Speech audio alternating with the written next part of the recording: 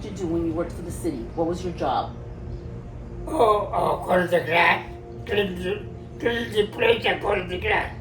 The city came along and made this little park in the corner, and he would be there, watching them make the park and, just talk with the guys working there. And then the guys were like, hey, they're gonna need a park attendant. Maybe you should apply for the job. And so he did. And he was like, why not? At 65, why not? I'm on the block anyway. And he got the job. I remember my mother calling me and telling me, she's like, you're not gonna believe this. Your father just got a job. I'm like, what? It was a big deal. It was a big deal because, he's in his mid-60s, third grade education. English was his second language, and he lands a job with the city. He loved wearing the uniform. He would wear the uniform every day, proudly, and he would tell everybody, if it's Sunday, gotta go to work. Gotta go home, gotta go to work in the morning, I can't stay out late. It wasn't just a job to him, it was his life. He dedicated his life to it. Yesterday when we were talking about it, what did you tell me was your favorite part? My favorite part? Yes, no, the favorite part of your job. Cleaning and watching the kids. Watching the kids. He loved watching the kids play. There's a lot of kids going there in the summer. In the summer. They don't have a park attendant anymore. No. You know why? No. Nobody's gonna be as good as you, that's why. You're irreplaceable.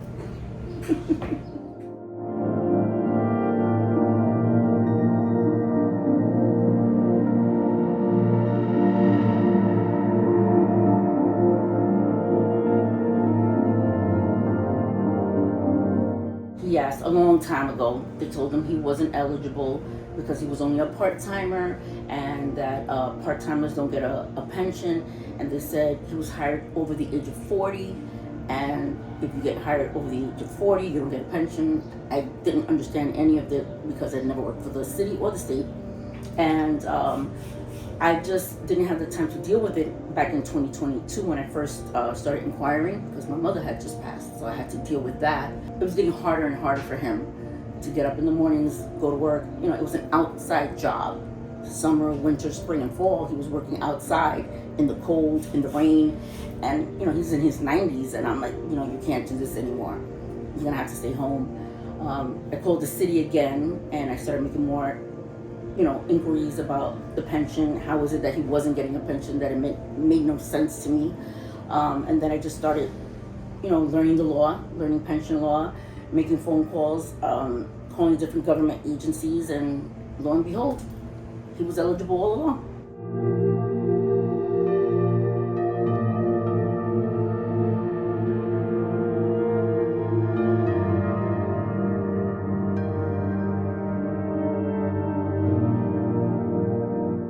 I was initially in contact with the city. They were very uncooperative. So then I just went over their head and I contacted the state. At this point, the state has determined that he was eligible, and they forced Jersey City to enroll him in PERS. So he's now an official member of PERS. He has his PERS number. He will be getting a pension once the city of Jersey City finishes funding for his pension. The state, by law, is only able to fine the city of Jersey City for their failure half of the contributions that he should have made, which was around 42, maybe 43,000.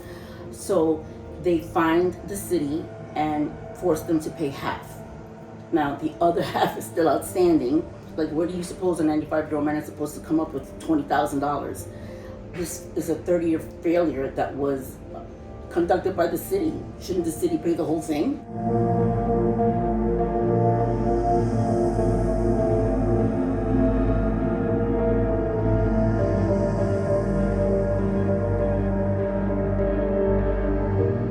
During COVID, one of our neighbors, she was a dog walker, and she was walking by the house. They just happened to chit chat, and he just asked her, "Hey, how you doing?"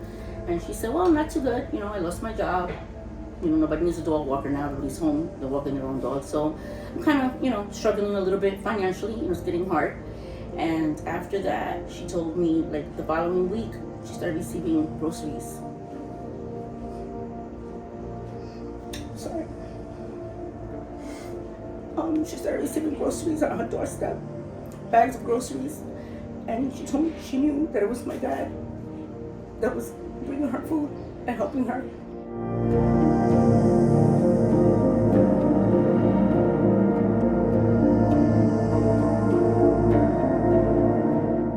About a year and a half ago, my father ended up in the hospital, and I went for the exit interview. You know, they ask you if you need anything when you're exiting the hospital, when you're being sent home, you're being discharged.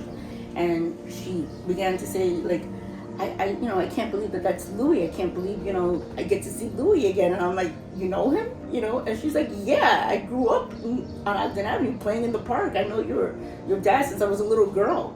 Throughout the years, I would go back to the park and play, and he was always there watching out for us, taking care of us. She said to me, I know you don't need my services. You said no, but I'm going to come by anyway if you don't mind, so I could check on him. And I'm like, of course. And so she did. She came every week for a month. It just goes to show that being a good person does pay off. I mean, I'm glad that it's finally been acknowledged that it's going to be finally fixed. I want to acknowledge that thanks to the community, he's gonna get his pension, because he's been good to this community, and this community has been good to him. The people were so good to me. I never forget it. Once in a while, I can't walk that much, but I walk around once in a while, especially in the summer.